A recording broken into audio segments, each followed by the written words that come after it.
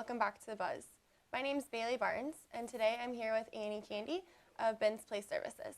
Thank you so much for being here. Oh, thank you for inviting us. Great. So I just wanted to know, basically, if you can explain what Ben's Place Services is and what you guys do. It's a center for adults with developmental, acquired, or physical disabilities. We're located on the west side of Jacksonville.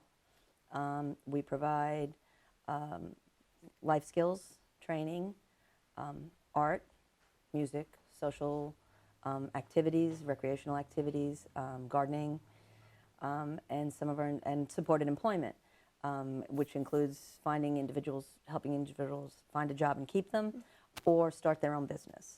And we have several individuals that have done that. That's great.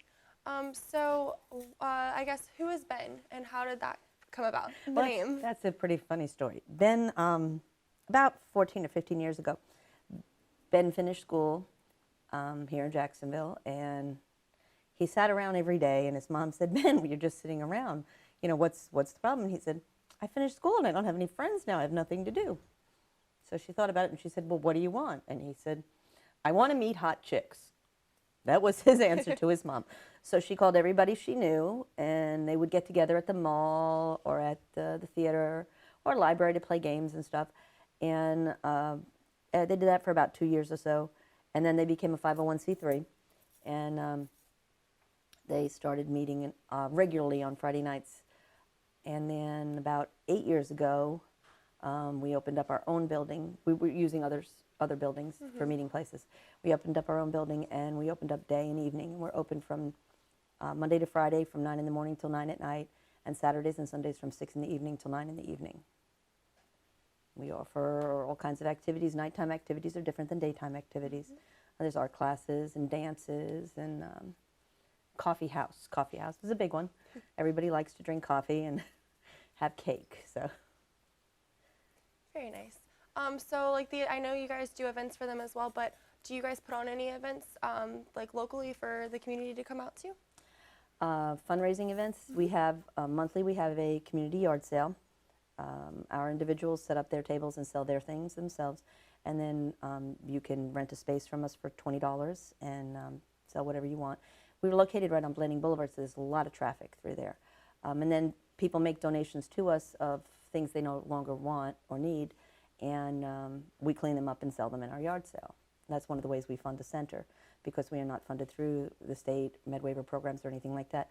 Everybody is a self-pay person, and and we have to fund the additional money because it only costs $100 a month to come to our center, which is $3.33 a day, which really costs much more than to operate, but we do it. And then once a month we have a curbside dinner where the guys in the center help cook meals, and then we sell them for $5. We have a splash of paint, which is sort of like painting with a twist, or one of those kind of activities. And our art director, Stephanie, she teaches how to paint, hold the brush, how to use colors, whole thing like that. Very cool. So what's the age range of the people who come to your centers? On our day program, it is pretty much 18 and up. It's adults. We do have after-school care for people with disabilities. The school bus generally brings them and drops them off, and we have them till they get picked up by their parents. And then we have, hopefully next year, our next initiative is to start a teen program on Saturdays for school-age children. So there's an activity that you can do, arts and crafts, or dances, trips, and things like that. Very cool. So is there a mixture of mental and physical disabilities with the people, or? Yeah. We include everybody. We have members with Down syndrome, cerebral palsy, the autism spectrum, just general, non-specific disabilities, people who are developmentally delayed, wheelchairs, walkers, everybody's welcome. We have a fun thing now. We finally got our fence in the back, and we'll be pallet gardening. So that's vertical gardening. So the pallets hang on the fence, and then you can sit in your chair, excuse me, and garden as you go. Should be fun. So how many people do you normally have per day that come in? We run from about 22 people to about 38 or so in daytime. Parties and dances, of course, are larger. And it's not a mandatory program, so you can come, like if you just want to come for one day, you can pay to come one day, or you can pay to come the whole month, or you can pay just to come at night. You know, we tried to make a wide range of choices for everybody, and the I don't know, it's just reasonably priced for what they could afford, because most of our individuals, they don't have jobs. You know, we have a few people that work at Publix, or one of our guys works at European Street over in Riverside. That we got him in, and our support employment follows along with him. But most of them, for the most part, don't have a job.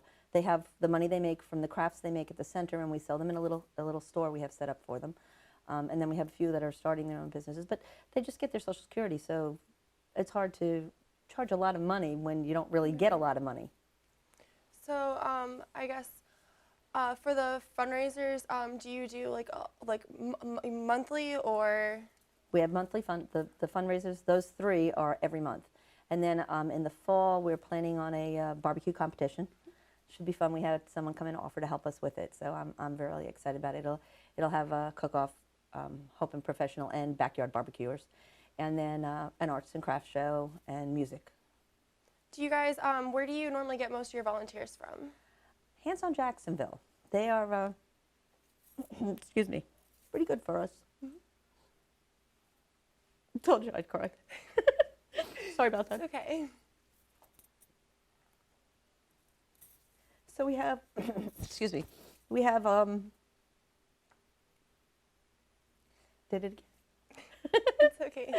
Anyway, we have, about a year ago, they had a course that they offered for people to take to learn to be a board member. And once they finish the class, they have to do a project for a nonprofit. And one of the men in the class happened to bring his individuals to my center. So they came and they looked at us, and we didn't make the cut. But they were so impressed with what we did that, excuse me, they all pitched in and got paid our membership fee for there and for the nonprofit center. So that was pretty cool. That's very remarkable. That's great.